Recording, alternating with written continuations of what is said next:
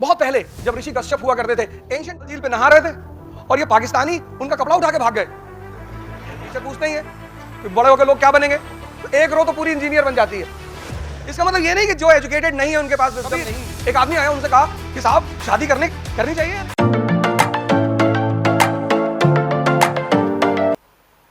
Nineteen 1998 में पाकिस्तान के foreign minister और इंडिया के फॉरेन मिनिस्टर ये सब यूएन में मौजूद थे। तो पाकिस्तान ने एक मुद्दा उठाया जो शुरू से आज़ादी से उसका मुद्दा ही है कि कश्मीर हमारा है। तो इंडिया के फॉरेन मिनिस्टर ने कहा कि सर हम मानते हैं कि कश्मीर पाकिस्तान का है, और कश्मीर में बहुत पहले जब ऋषि कश्यप हुआ करते थे एंशिएंट पीरियड में, तो वो डल झील पे नहा रहे थे और ये पाकिस्तानी उनका कपड़ा उठा के भाग गए। आज से 2000 साल पहले। तो ने कहा सर हम बिल्कुल मानते हैं सर 2000 साल पहले ऋषि कश्यप जिनके नाम पे कश्मीर का नाम पड़ा वो नहा रहे थे डल झील में, और ये पाकिस्तानी आए और ये उनका कपड़ा लेके भाग गए। तो पाकिस्तान के फॉरेन मिनिस्टर ने कहा कि आपका दिमाग खराब है, 2000 साल पहले तो पाकिस्तान था ही नहीं।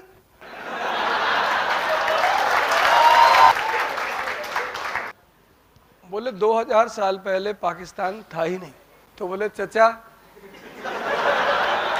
जब 2000 साल पहले पाकिस्तान था ही नहीं लेकिन हम थे, तो तुम किस बेसिस पे कश्मीर पे क्लेम करते हो? This is the requirement of bureaucracy, wisdom.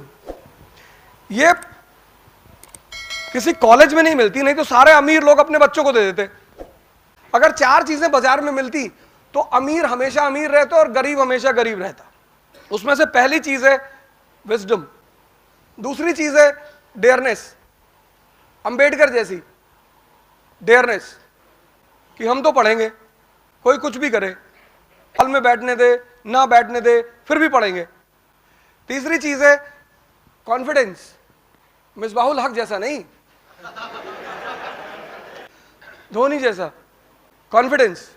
और चौथी चीज है एंथुसियाज्म। ये 4 चीजें हैं, और अगर ये 4 चीजें आपके पास हैं और जिनके पास एक भी रही उसकी कोई ना कोई पोजीशन दुनिया में जरूर रही, और जिसके पास चारों रही उन्होंने तो उंगली उठाई और आसमान। जिनके पास 4, और ये 4 चीजें ना तो किसी स्कूल में मिलती हैं, ना किसी कॉलेज में मिलती हैं, ना किसी यूनिवर्सिटी में मिलती हैं, और ना किसी मॉल में मिलती हैं। अगर ये 4 मिल रही होती तो अमीर हमेशा अमीर होते और गरीब हमेशा गरीब होते, क्योंकि अमीर इसको मोनोपोलाइज कर लेता। तो पहली रिक्वायरमेंट, जो पहली चीज और विजडम डेवलप करने का सबसे आसान तरीका, सबसे आसान, सिर्फ नहीं आसान, सबसे आसान तरीका है एजुकेशन। इसका मतलब यह नहीं कि जो एजुकेटेड नहीं है उनके पास विजडम नहीं है। ऐसे बड़े सारे लोग हिस्ट्री में हैं। कबीर एक आदमी आया, उनसे कहा कि साहब शादी करनी चाहिए या नहीं करनी चाहिए? बोले कल आना फिर बताएंगे। उसने कहा यार आज ही बता दो यार, 50 किलोमीटर चल के आए। बोले कल आओ, कल आना 12 बजे दोपहर में, और मई का महीना, बनारस, 12 बजे दोपहर, आफ्टरनून, सूरज सर पे चमक रहा होता है। बोले 12 बजे ही आना। तो जब वो उनके घर पहुंचा, वो आदमी बुलाया बाहर कबीर को, बोला बताइए आपने कल बुलाया था कि मैंने पूछा था आपसे शादी करें या ना करें? बोले रुको यार, इतने इंपेशेंट क्यों हो रहे हो, बता रहे हैं ना। फिर उन्होंने अपने बीवी को आवाज लगाई। उनकी बीवी का नाम था लोई, जिसपे पंजाब में एक बहुत बड़ा फेस्टिवल है लोहड़ी। तो उन्होंने अपने बीवी को आवाज लगाई। अब इमेजिन करो मई की दोपहर है, सूरज चमक रहा ऊपर, और फिर उन्होंने अपनी बीवी को आवाज लगाई कि ऐसा करो, लैंप जला के बाहर आओ, मेरी निडल गिर गई है बाहर। लैंप, उनकी बीवी लैंप लेकर बाहर आई, और दोनों हस्बैंड एंड वाइफ झोपड़ी के बाहर निडल खोजने लगे। उस आदमी ने जाके कहा कि भैया, बोले क्या? बोले तुम दोनों पागल हो, ये क्या कर रहे हो यार? बोले तुम समझे नहीं ना, तुम्हारा कॉमन सेंस कम है। मैं तुम्हें जवाब दे रहा था कि अगर इतना भरोसा है एक दूसरे पर तो करनी चाहिए विजडम। राजशाही का पहला सिद्धांत है विजडम, किंगशिप का, एरिस्टोक्रेसी का। इसीलिए राजा कौन बनेगा ये स्कूल डिसाइड नहीं करेगा। हो सकता है मोदी जी से क्लास 4th में, जैसे हमारे टीचरों ने पूछा था, टीचर पूछते ही है कि बड़े होकर लोग क्या बनेंगे, तो एक रो तो पूरी इंजीनियर बन जाती है। Madam I will become engineer madam. एक रो दूसरी रो होती है वो डॉक्टर बनती है कि हम तो भैया डॉक्टर बनेंगे। एक रो को समझ में नहीं आता क्या बोले, तो बोलती है I will ask my father and then tell. उसमें कोई एक आदमी कहता होगा शायद कि मैं प्रधानमंत्री बनूंगा, और उसकी टीचर उसे स्लैप कर देती होगी, your father is a auto driver and you become a prime minister, get out from the class. Wisdom, wisdom आएगी कहां से? एजुकेशन से।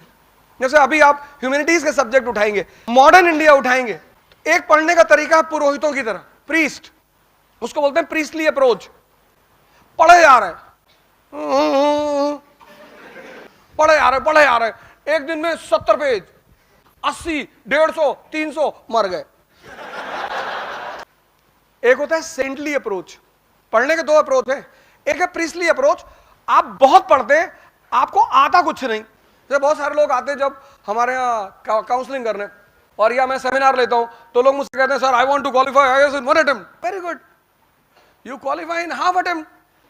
No sir I can not wait for more than a year. Why? Sir my girlfriend will be married sir. मैंने कहा very good यार, तुम दूसरे से कर लेना। Sir you don't have a feeling sir. तो फिर मैंने कहा ठीक है कोई बात नहीं, तेरा इसी साल होगा सिलेक्शन, तू बता कंपाउंड और मिक्सचर में फर्क क्या होता है? कह रहा compound is a mixture of elements.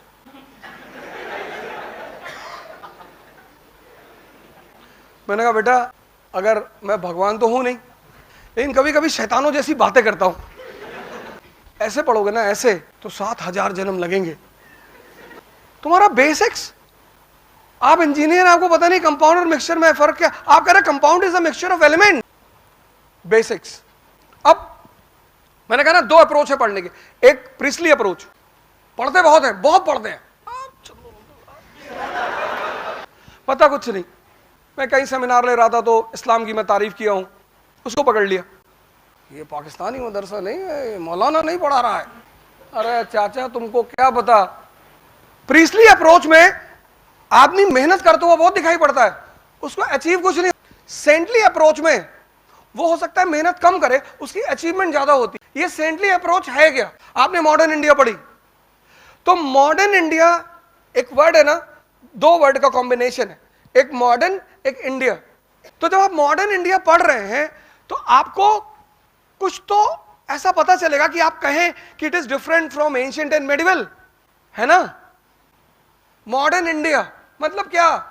You completed modern India. So when you completed modern India, there should be certain things which should be very much clear to you. आपने कहा modern world. Can you tell me the important features of modern world which separates modern world from pre-modern? Try कर लो। चलो तुम ही बता दो, उसके ऊपर हंस रही हो बैठ के पीछे से। Try कर लो, इतना भी क्या हंसना कि फंस गया बेचारा आगे बैठा हुआ।